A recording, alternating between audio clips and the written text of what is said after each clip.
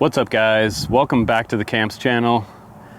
Today we're going to check out something that is strikingly similar to what you've seen in the RC community. If you've flown airplanes before, you've seen this pusher style design. This is none other than a modern Bixler. Josh Bixler years ago created a very similar design to this. This is kind of a more streamlined version that Hobby King sold, wow, 15 years ago now, maybe? A long time ago. So a big nod to Josh Bixler for that, because Flight Test is one of the best channels out there. And we kind of take that little bit of that Flight Test ethic on our channel, kind of make it family friendly and fun, and try not to use a lot of profanity. But today what it's all about is getting you guys out there and flying FPV on an airplane. And I've talked to people about this recently, friends of mine out in Vancouver, they're wanting to get into it. And I've suggested that they start out with something like a T-tail. This is a standard, easy to set up with your receiver, as easy to set up, if not easier, than a multi-rotor. So if you've already flown drones or FPV race quads, you could set one of these up within minutes. Now we're gonna fly this line of sight today. I'm gonna test it out line of sight, field test it first. I always do that.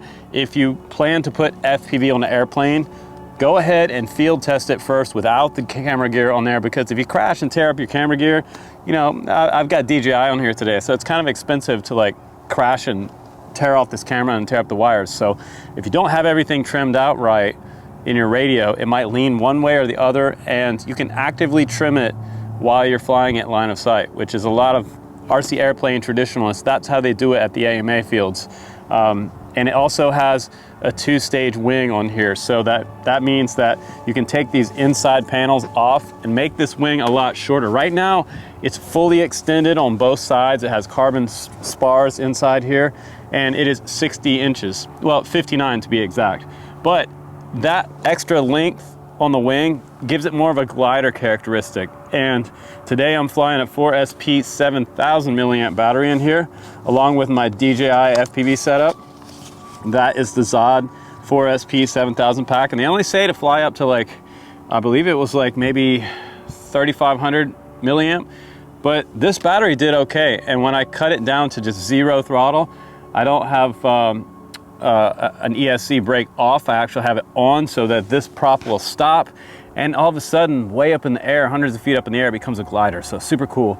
And we have an Insta360 1R camera on there today. So we're gonna do some 360 video, and I'm gonna show you a crash test, because hey, that's what it's all about. We're gonna go nose in, we're gonna throw this camera off there, and we're gonna have some fun with it and show you how durable it is for beginners. The cool thing about this is that if you are a beginner, a little bit of hot glue or some CA glue and foam is very forgivable. You can put this thing back together at the field and be flying it again. The good news is that the way this motor is designed as a pusher, you're not likely to have a lot of problems with this motor becoming destroyed in a crash, because a lot of times when the motor's on the front, that's the first thing that goes on an RC airplane. The whole firewall breaks off and you have to rebuild the front of the plane. This one took a frontal impact, a little bit of damage here, but I kind of landed soft in the realm of RC airplane crashes today, so I got lucky. But the tail did come apart, so and the wings loosened up a little bit. But you can, again, you can put all this stuff back together, a little bit of hot glue on the tail or some CA, and you're good to go again for another takeoff. So let's go ahead and put it up in the air, you guys, and let's have some fun with some beginner style FPV flying. This is the best entry-level plane to grab currently as of the making of this video. I mean, 129 bucks on the Banggood website, not bad for the P&P version. That's the one I would get. That's the one. This is the one with already installed servos. All you need to do is mechanically trim them. When you turn on your receiver, everything goes tweaked out. You want to make sure all these surfaces are level with the wing when you plug the battery in. And after that, you should have a pretty successful maiden flight. Let's see what she'll do. Here we go.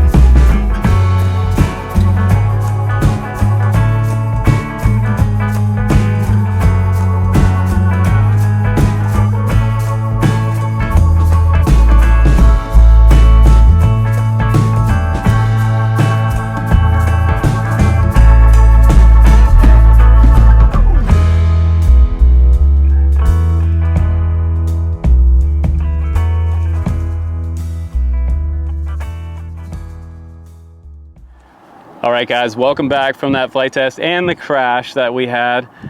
What do you think about that?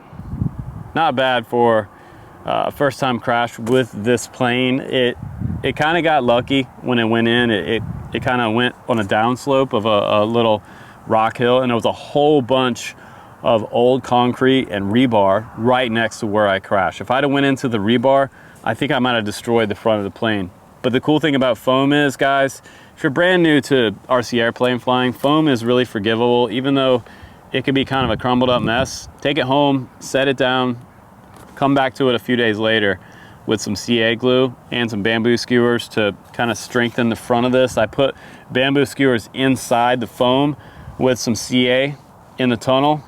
And when I put things back together, those bamboo skewers make the front end strong again. So that's what I do usually to rebuild the front of an airplane after it's crashed and kind of accordioned. That will add all the strength back and make it even more durable than it was before. But some things that I like about this plane is that for beginners, it has a very low stall occurrence. So I can go dead stick on here, which means go down to 0 throttle. It's got an ESC brake that's already set up back here, along with some ESC venting back here. You can see that little panel right there. Once that brake hits, the motor stops and the prop stops. So at that point, with the 60-inch wing with the extensions here, I'm just gliding and enjoying the FPV view. It's really nice to be able to do that. It also has a nice big bay on the side that has a removable door, which you can do all kinds of fun stuff inside there with. You can do a flight controller on the wall and set it up on a 90-degree axis on its side. You're gonna have to do that inside, say, something like iNav. If you wanna do that later and graduate to a flight controller with this, it has that option, which is kind of cool. But you can take the wing off, lay it on its side and program that. There's also a spot in there for getting an FPV transmitter off the back. So if you wanted to have your FPV transmitter back here, your VTX riding back here, you could do that too. There's a little hole right there. So this thing is pretty much set up for FPV from the get-go. But again, I would suggest taking this out to the field with just the receiver, no FPV gear on there at first, and flying this line of sight, get it all trimmed out and flying perfectly in the air in front of you, and then go back and add your FPV gear. Because the worst case scenario is you take this out with your DJI gear on there and you crash it the first day and you tear up your DJI gear. That kind of sucks because you didn't have it trimmed out right. So that's my biggest suggestion. But other than that, I also think that the motor was the right choice. It has a good amount of power to it, and 1400 kV is low enough that you can fly a Lion pack on here. So you can fly like a 4S 3000 milliamp in this bay, or you can fly a 4S even up to a 7000 milliamp. And that 7000 should get you like an hour flight time. You won't be able to see your telemetry on the screen until you add iNav on there. So you won't have an idea of what your battery is, but you can also add like a battery checker on there. So if you add something like a beeper on the battery, if you're flying close proximity, you wanted to test out this battery, you plug this into the balance port and it has 2 little beepers on here. Then you can hear it beep if it gets to a low stage. This is set up for a LiPo low stage. So Lion can even go lower than a LiPo cell. It can go down to 2.8 volt, and that's under load, which means when the propeller is moving. So if the propeller's off and you're on the ground and you unplug the battery, once it's not plugged in, the cell voltage actually goes up a little bit. So if you land at 2.8, you might actually be at something like 3.2 when you turn it off. So one thing to know about flying Lion batteries. So I usually am back to the home field by the time the battery, like a Lion, reaches something like 2.8 on screen for the OSD. So very important for the beginners. If you're flying Lions, don't overfly them. They'll get hot and they will burst into flames.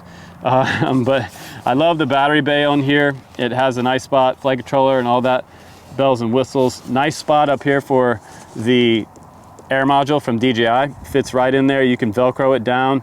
You can take some hot glue and just put some hot glue on the antennas so they don't fly back and end up in the prop or come off.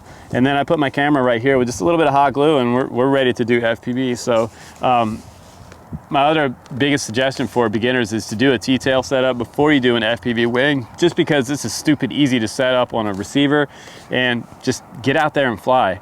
This is probably easier to set up in your radio than something like an FPV race quad. It's actually the same exact channels, AETR, I believe. So you can do that. You can also add rudder. It doesn't have flaps, but it doesn't really need flaps because this thing slows down so much at the glide ratio on here.